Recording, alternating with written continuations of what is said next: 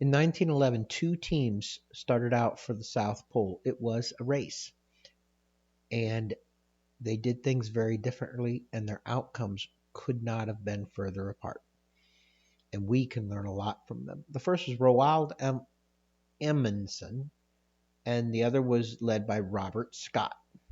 Now, Amundsen left on October 24th, 1911. Scott left November 1st, 1911. 8 days difference.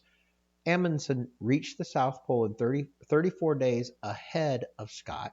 Amundsen returned home with all his men and reached home base on exactly the day he predicted he would reach there. Scott and 5 others, that was the group that made it to the South Pole, all died.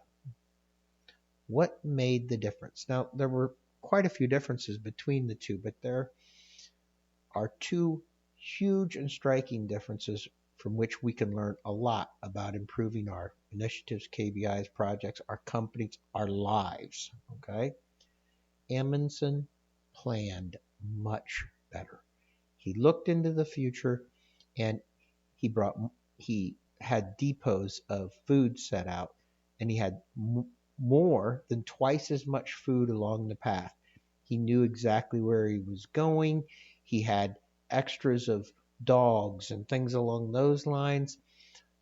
He had every little meticulous detail planned out. Well, it's a life and death thing. Being meticulous is probably a good idea.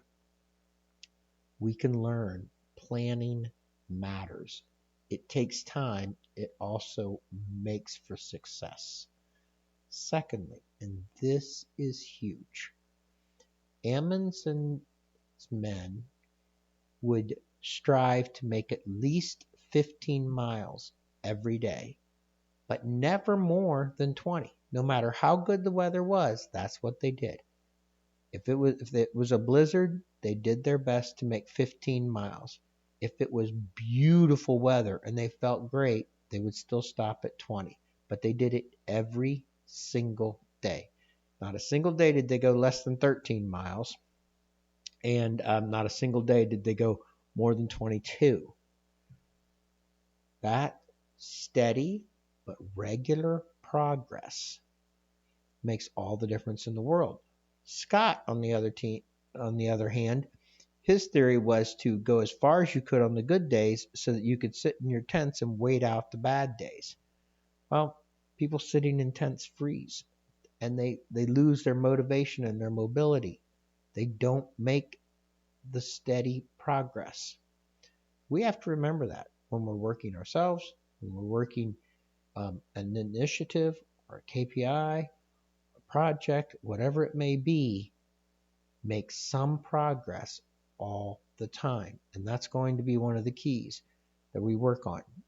And just follow the plan, make steady progress, and you will win.